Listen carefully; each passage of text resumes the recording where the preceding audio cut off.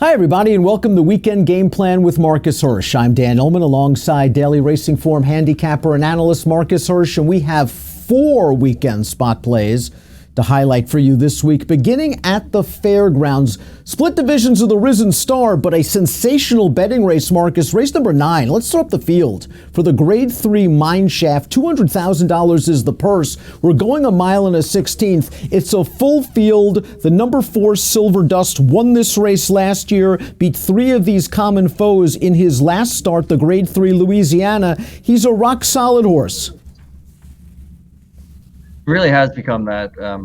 I wrote about him, not extensively, but in the race advance I did for Daily Racing Form that's online and in print. And he's interesting because he took so long to get it together. And about a year ago, he finally retained his demons. He just has been a difficult horse. He's bad in the paddock, bad in the gate, his own worst enemy. But he has Brett Calhoun and his team appear to have done some fine work with this horse, and all respect to them and to the horse. It's a horse that I'm personally fond of. I think he's really solid, but I mean, he's 6. He's run 25 times. To me, he's an is what he is kind of horse, and that's quite possibly good enough to win this race. But he was 3 to 5 last time. He's not going to be nearly that short in this much deeper field. But I think he's going to run a competitive race. No surprise if he wins, but I'm going to take him on here. And he has excellent tactical speed and loves the mile and a 16th distance. His merits are obvious, but the number 11, Pirates Punch, your spot play in this race, 10 to 1 on the morning line, coming off a triple-digit buyer effort over this track and trip. From post 11, Robbie Alvarado just has to gun it, right? I think he'll definitely come out running. He's 10 to 1 on the line, but he's going to be less than half that price in actuality. I think I'd be happy if he were as high as 4 to 1. He's got, on all the speed figures I've seen, his last race is at the equal or better than anyone in this field. And the big question that people are going to be asking is that sustainable? Is that who he really is? Or is he, was he just kind of a one-hit wonder? Can he run back to that race or not? I think that he can. I've seen several horses, Dan, over the years, come to fairgrounds, with some credentials and really get good here and go on with it. In fact, a horse named Mineshaft, that this race is named after, did that very thing, off an allowance win to start his fairgrounds campaign, ended up being horse of the year. I'm not saying the Pirates Punch is that level, but I do think he's very good. I do think despite the post, he's going to be able to get over and make the lead, or just sit right outside somebody and get a comfortable trip. And I really like him in this spot. Looking forward to seeing him run. And it really looked like he came to hand when trainer Grant Forster took off the blinkers at Keeneland. He ran an extremely competitive race that day. We're going to watch it right now where he's down towards the inside, and that's a pretty good 3-year-old in Gray Magician that's got the momentum on him on the outside. Pirates Punch gave no quarter, only was beaten a neck. He then came out of that race to run another competitive race. As a second-time 4-year-old, I think Pirates Punch can still maintain his form, and if he comes anything close to his last race, he might make 5 to 1 look like value.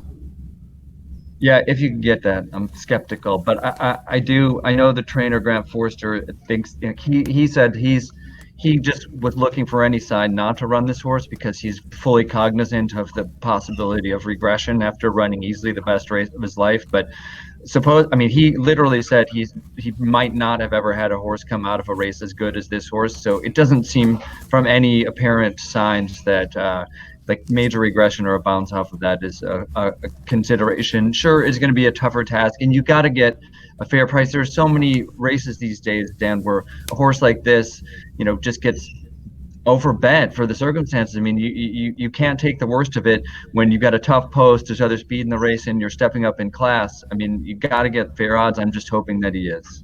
We'll move down to Tampa Bay Downs for the second of 4 weekend game plan selections. Let's take a look at the field for the $100,000 Pelican Stakes, 3/4 of a mile, carded as race number 8. Your morning line favorite is last year's Pelican winner, the 7, Killybegs Captain. He took down a big scalp in last year's edition of the Pelican, defeating multiple Grade 1 stakes winner Imperial Hint. This year, however, Killybegs Captain is coming into the race off of a layoff. Yeah, and at the time he was like a 10-to-1 shot coming off of an allowance race, and I'm, that's a horse that has a lot of appeal. Now he's 5-2, could be shorter than that. I mean, he had a fine campaign. I liked the races he ran as DeFrancis. I'm sure you're very familiar with, like, since you're the Laurel analyst, and he he's fine. He can win. Sure, he looks like he's been working solidly, but he's 5-2 at most. And I mean, something went amiss in his most recent race, which came way back at the end of October. And I don't see that this horse can get any better than he was, at the peak of his powers in 2019. So, yeah, I just saw a lot of interesting horses in this race. So, old Illinois bred friend Devil Eye. I mean, I just don't think he's quite good enough. I think he's going to run way better than he did on turf, which he hates last time. And this Brazilian horse, Wind of Change for Loza, I mean, I suspect he might be decent, but I ended up on this weird horse, Debbie's Passion.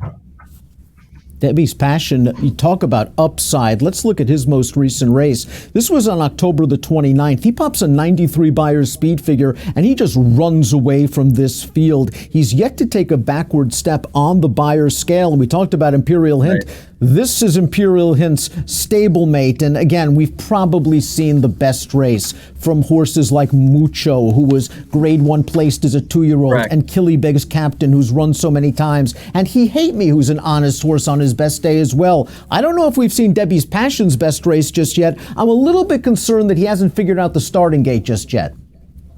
I'm a little concerned about that too. I'm also a little concerned about the 3/4 because it strikes me, just looking at the way he was campaigned. I mean, I think they just gave him that first race and then kind of back to 7/8. But 7/8 is not 3/4. And while he won well enough at Monmouth, which is a track that favors quick athletic horses, I think just the way he goes makes me wonder if he might appreciate another furlong. But I do think that there's a possibility of a strong pace, which is what he's going to need. I also have a touch of concern that he didn't work between December 21st and January 18th, but he has since gotten back on the tab with 4 starts. I think Luis Carvajal knows his horses. I mean, he's had one of the best sprinters in the world for a few years. He knows what a good horse looks like. He's aiming high, going from a 1 other than to this race, but I think that just means he has a lot of confidence in this horse. I think 6-1. His line is low. I think he could easily be higher than that, and I hope that he is because I want a price to take a little bit of a shot here. I was just going to say, I think the price will be right for the 2, Debbie's Passion in the Pelican. Let's go to Oaklawn for the Dixie Belle Stakes, race number 9. We'll throw up the field right now. 3-year-old fillies, $125,000 is the purse. Especially the number 1, just won by 12 1/4 for Mark Cassidy with an 88 Beyers speed figure. But as we've said several times on prior Weekend Game Plan with Marcus Hersh episodes, sometimes you have to take these sloppy track, off-the-turf races and take them with a grain of salt. Well, I mean, to be frank, Dan, it was her presence in the race that made me look seriously at this 5-horse field, which I wouldn't normally, try to come up with an opinion on, but especially ran real well in her debut at Keeneland. She ran an extremely fast race against a nice filly, Lucretia, who she just buried, and I thought she might be something special out of that. Now, I think that her rags to riches is totally excusable because she came back in 3 weeks off a huge race and just completely fell apart. But hey, look at the circumstances here. She's coming back in 3 weeks off a perfect trip, outside pressing win or on a sloppy track where she had only 3 foes. Now, she's shipping. She's stuck on the rail. There's speed to her outside. I see a serious chance for this horse not to come anywhere near the performance level she attained last time. To me, it was just a question of finding someone to take her on, and I settled on Sassy Seneca, trying to be a wise guy. I think that horse is the longer price of 2 Mac Robertson trained fillies in here. And then I had a sinking feeling this morning after this Weekend Game Plan copy had been filed when I was talking to Mr. Robertson's father, trainer Hugh Robertson, and got the sense that maybe they prefer internally Ring Leader, the number 2 horse. So we'll have to see. But the focus remains the same for me in that I could easily play some exactas or something with both Robertson horses because I do think that an odds-on favorite here is vulnerable. Well, Ring Leader has the Fig, the 77 Beyer from last time at Oaklawn, but that race was over a muddy track. Correct. Sassy Seneca, on the other hand, another horse with a tremendous amount of upside. Here she is winning the Shakopee Juvenile at Canterbury on September the 14th. She wins the race rather easily. I never was in any danger of losing. You see her shaking her tail about in the stretch. She's a daughter of competitive edge, and I think this outside post position is very good for her. It gives the jockey plenty of options. Her uncoupled mate is very fast. Maybe Sassy Seneca is just going to try to park herself right off of that foe. Yeah, you stole the thoughts right out of my brain there, Dan. It's exactly how I envisioned it happening in an ideal world. And that horse, Richard Ronald, that she beat in that race at Canterbury, didn't go on with things. But he was sharp at the time. She was probably the best 2-year-old at Canterbury this year for what it's worth. Of course, Amy's Challenge, who's a graded stakes level sprinter, was a 2-year-old at Canterbury Park too. There are some good horses there. It's just a question of how she's wintered, how ready she is, and if she can sit back and get that outside press /stalking trip that could really be to her advantage. Bonus coverage this week on Weekend Gameplan with Marcus Hersh. The Grade 3 General George, and we'll explain why this is a bonus race. It's race number 8 on a stakes-laden card at Laurel on Saturday. $250,000, one of the signature races of the Laurel season. Firenze Fire is the 4-5 morning line favorite. His merits are fairly obvious on paper. Grade 1 stakes winner. You kind of like the 8, Tis He the One. The question is whether Linda Rice will run or not. Is he the one? Will he run? Yeah, I mean, the reason I included this is because I went through this and I looked pretty carefully at this race. I was just kind of taken with it because I saw Firenze Fire and 7/8 Laurel. I mean, I'm just not totally convinced that this is going to be his cup of tea. I think that would be rash to assume that he's just going to reproduce his very best form under these slightly different circumstances. Yeah, his 7 furlong races have come in much tougher competition than this. I grant everyone that, but I do personally consider him more of a 6 furlong horse, and he absolutely loves Belmont, where he does all his best work. So he may be a horse that is much more fond of certain track surfaces than others, and Laurel is not like just necessarily a step in and run your best race kind of track surface to me, and not all horses seem to handle it that well. But Tis He the One does. I mean, he's a 5-time winner with 2/3 from 7 Laurel starts. 7 furlongs is his distance. And I just was looking at Linda Rice's other horse, Wicked Trick, who's put together a 4-race win streak, dominated starter competition last time, which she overmatched.